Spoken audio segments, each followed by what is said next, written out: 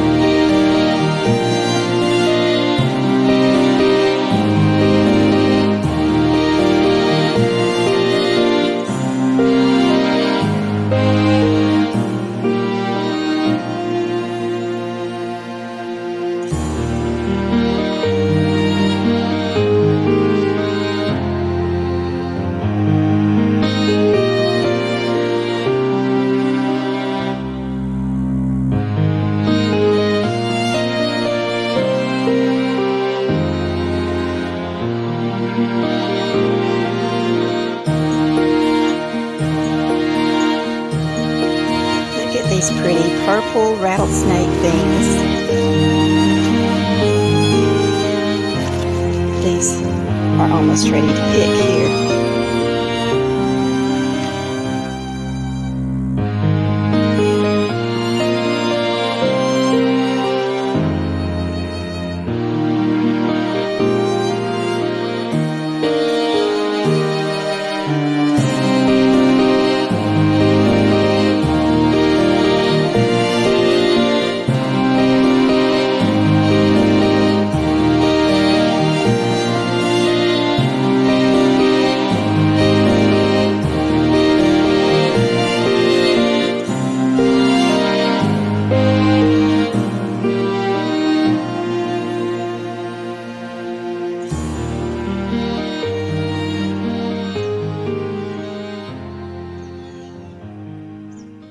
Here's my 14-day pickles sitting in brine solution for a week. And let's see, I've got 3 more days, and then I will change that water out and discard the mold that's forming on top. I keep it covered. The lid is cracked a little bit here, and I just put a dish towel over it just to keep things from getting in there. But today's day 7, and I've had the pickles over here in the big glass canister in some salt water for a week. So I've got 3 different recipes that I've been looking at, and they're all kind of similar. And one came from my neighbor shared this one with me, and it's her favorite pickle recipe, and she makes the best chicken salad. And she puts these sweet pickles in it, and she said that's what makes her chicken salad so good. But this recipe came from Miss George Flora from Niles, Michigan, and she's had this in her family for years, that her mother and grandmother made pickles by that recipe. Another recipe this lady shared online and said that it's from the Richmond, Virginia area, and the best she could make out from the old original recipe, that it was written during the Civil War. And it's very similar to these other recipes I have. And the other recipe I wrote down from YouTube channel Celebrating Appalachia, where Miss Tipper was making 14-day pickles, is what she called it. And her recipe is very similar too. Now, that's the one I started with. And her recipe calls for horseradish. And I don't have horseradish, but I'll need it tomorrow for the day 8 process. So the other recipes, instead of horseradish, they used mace, and I don't have mace. So I'm going to have to go out to Kroger today to see if I can either find mace or horseradish for the next step for tomorrow. But for today, I'm draining these pickles, draining the water off of them, and I'm going to sort through So after I sort through the pickles, then I'll put them back in the canister and I'll heat up some water, not boiling, but it needs to be pretty hot. And I think Tipper said she brings it to almost a boil and then just lets it sit for a few minutes before she pours it over the cucumbers. Then you weight them down and cover it and let it sit overnight. And then you have another process tomorrow for day 8.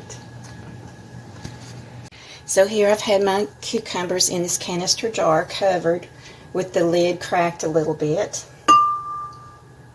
And I've weighted it down with some bowls that I had with handles that were pretty heavy. And you can see the mold on top, so I'm going to have to remove the mold. It doesn't smell bad at all. So I'll remove all that mold and then drain the pickles.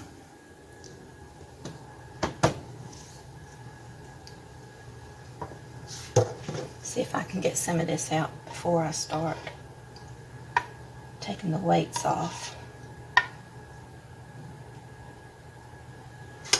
Let me get a paper towel.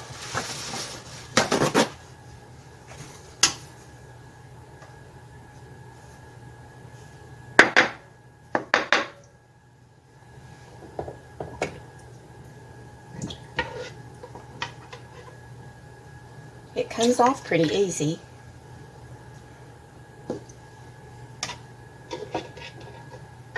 Okay, and get this other bowl out.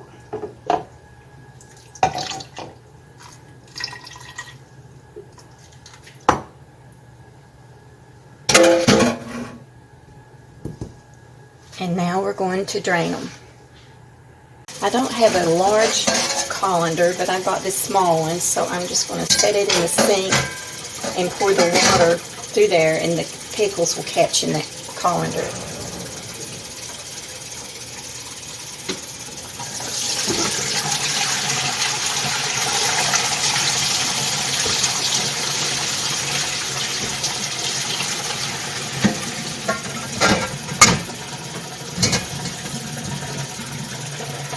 That size worked out perfectly.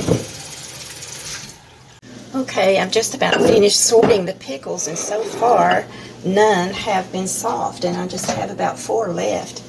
And I can tell you, oh my goodness, they're firm and they already smell delicious. Now, in the recipe, she didn't say to do this, but I cut the end off because I read somewhere that the enzymes in the blossom end will disrupt the process while it's pickling, so I cut both ends off. But anyway, one more to go. None of them were soft or mushy. So I've got my water heating, and as soon as it's hot enough, then I will pour this back over the cucumbers to cover the cucumbers and weight it down and let it set overnight. Okay, so today is day 8 on my pickling process. So they have been sitting for 24 hours in just boiling water after I drained the salt water off. So now I'm going to take the cover off. I'm going to remove the bowls I've got them weighted down with. I'm going to drain the water off of them, and then I'm going to slice all the pickles up in about a 1/4 inch, maybe a little larger, a little wide piece of pickle. And I've got some water heating over here on the stove. So when it comes to a boil, I'll be adding the boiling water in with the sliced pickles with 2 tablespoons of alum and a piece of horseradish about the size of a carrot. I'm going to chop this up in pieces before I put it in there. And I found the horseradish at Ingles. Our local food city doesn't carry it, but Kroger's has it, but they were out. But Ingles had some, so yay for the horseradish. So I've already made 1 batch of these pickles, and they turned out so good. So this is my second batch. The first batch I did was a half batch because I didn't have 3 dozen cucumbers. So the second batch I did. So this is the full recipe that I'm doing. And now I've started a third batch back here. Let me show you. There's my third batch going. And it's also a half batch because I didn't have. And this is an old pickle jar, Mount Olive pickle jar. I put those in. So I just leave that lid cracked a little bit and cover it. So these have about 5 more days to sit in the salt water solution. But as soon as my water comes to a boil over here, I'll show you the rest of this day 8 process.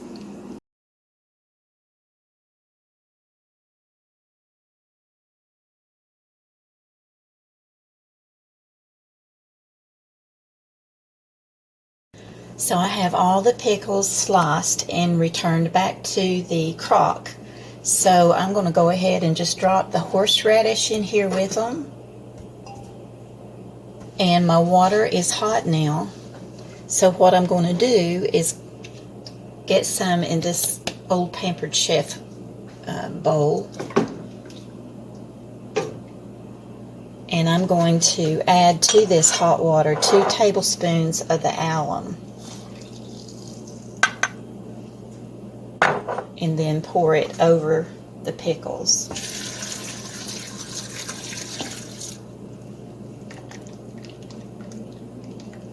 Make sure that alum is dissolved good in there. And I'm going to keep getting a dipper full of hot water and pouring over these pickles.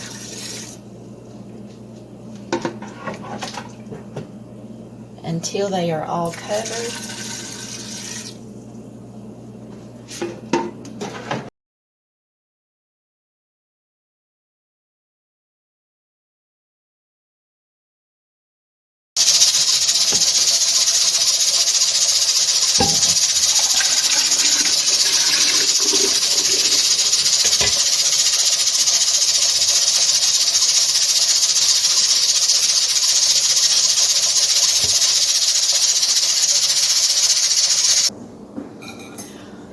Well, we've opened up our first jar of the 14-day pickles, and I made a batch of tuna salad with them, and it turned out delicious.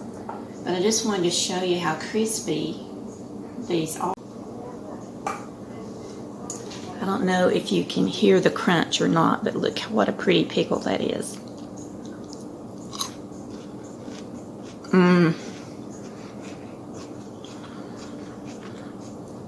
Good sweet pickle. Now this is the first batch that I made, and the recipe called for 16 cups of sugar. Well, they are a little too sweet just to eat like I just did, like with a sandwich or something. But in the tuna salad, they were delicious. So the second batch that I'll be jarring up today, I used half that sugar. Instead of 16 cups, I used 8 cups. And that's what one of the other recipes called for. So we'll see how they turn out and which ones we like the best. This young lady has had a rough day, haven't you, Skipper? Came down this morning to feed them, and she had whelps all over her body. You can see some here. Apparently, she was attacked by a swarm of bees, and I put aloe on all of them that were really bad, where she'd rolled and the hide had come off.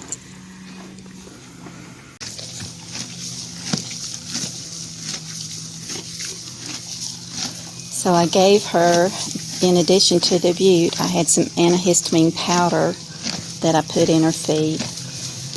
And she's done actually better today than I have. I have been so stressed out over this. I was afraid that it would cause her problems and she might have breathing problems or other. But she's a little agitated sometimes when I put stuff on them. I think it hurts or stings or something. But other than that, she's done good and doesn't seem to be bothered. But I would say there's probably 70 or more stings on her. Poor baby. We got to get you all better. Yes, we do. We got to get you all better. On this side, you can see several whelps I've treated. And this leg is swollen at the joint. I've given her Butte, and I've iced this leg. I gave her a cold bath this morning. You see where she's rolled and the hide has just come off. And under her belly is terrible. Look at all this.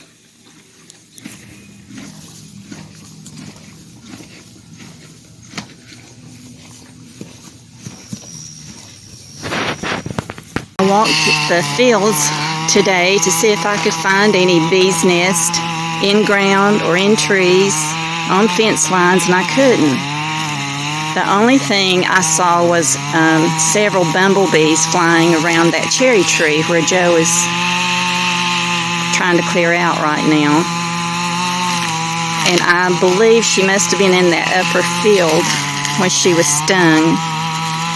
So Joe's going to clear out that mess right there, and we're going to shut the gate and keep them in the lower pasture.